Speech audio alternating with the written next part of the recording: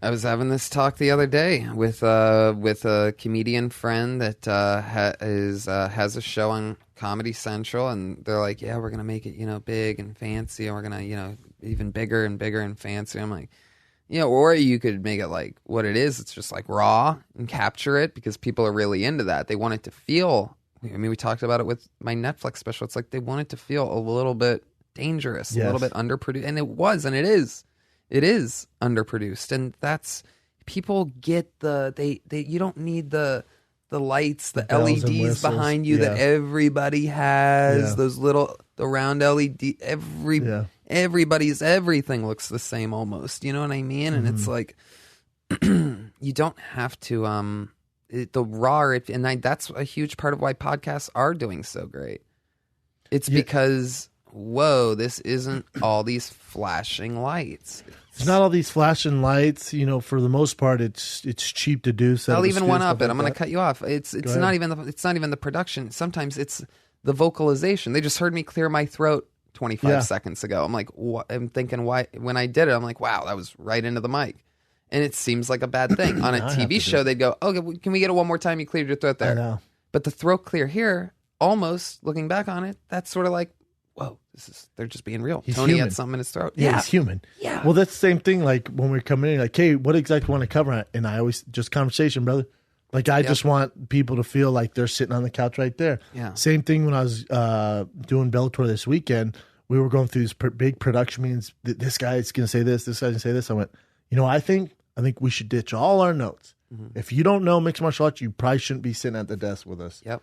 I just want to have a conversation. I don't want to know what you're going to say, man. Yeah. Let's just make it like a conversation. Yeah. React. Listen to what I say, and then you listen, and we go back and forth. That's the But key if you're word. Waiting to get out this stat about Phil Davis, if you're waiting to get this stat about Fedor, man, then you're like everybody else. And I know personally, I don't want to do that. I don't have fun doing that. Yeah, and that's how it works for everything. Even on it, you said it right there. It's listening. If people listen to the other person.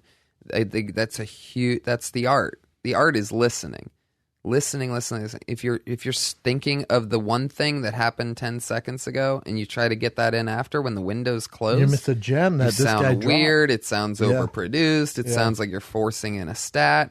But if they're just listening, and if they're listening hard enough, then they can really find the moment for their stat. Yep, but that takes a while to learn that. Yeah, it's taking me forever. I still have a problem interrupting people or.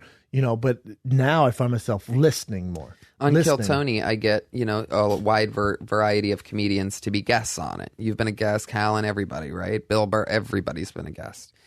And one thing I definitely notice is that the writers that aren't necessarily podcasters, they stand out different in a very weird way. It doesn't work. They don't work on my show.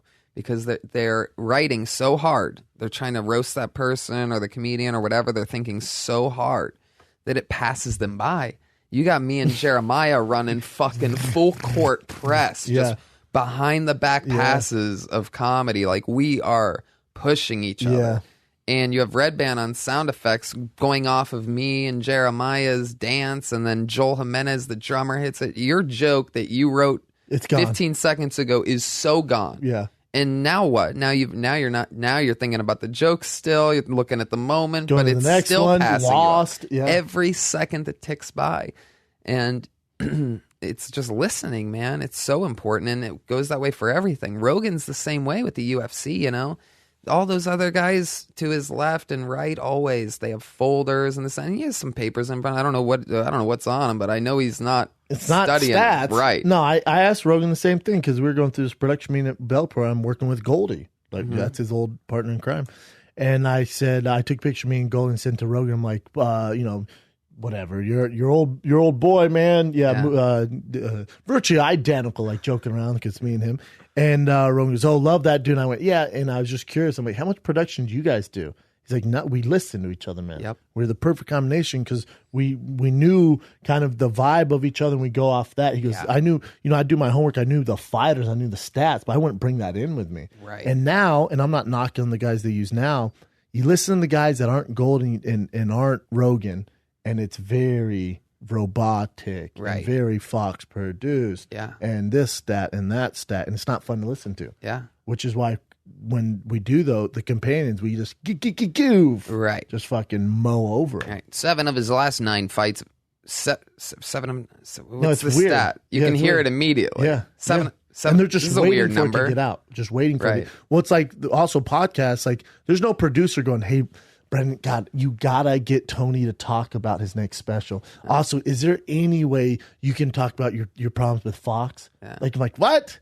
Oh, and make sure you take this stance on George Carlin. And Brendan, we need you to argue Richard Pryor. I don't need that. That's not real, man. Yeah. That stuff does not work anymore. Yeah. And the ratings will support every argument I'm making right now. Mm-hmm. The ratings will support that. And advertisers, a huge article coming out, it might be in Forbes or Newsweek, I forget which one, but they're talking about how advertisers are just literally jumping ship onto podcasting because you got people. So just take our show for example, Fire and Kid or Big Round Breakdown. 3 times a week, they're listening to us. We know this amount of people at the very minimum are listening to us, downloading the information we're giving them. Mm-hmm. Listen to the reads doing this.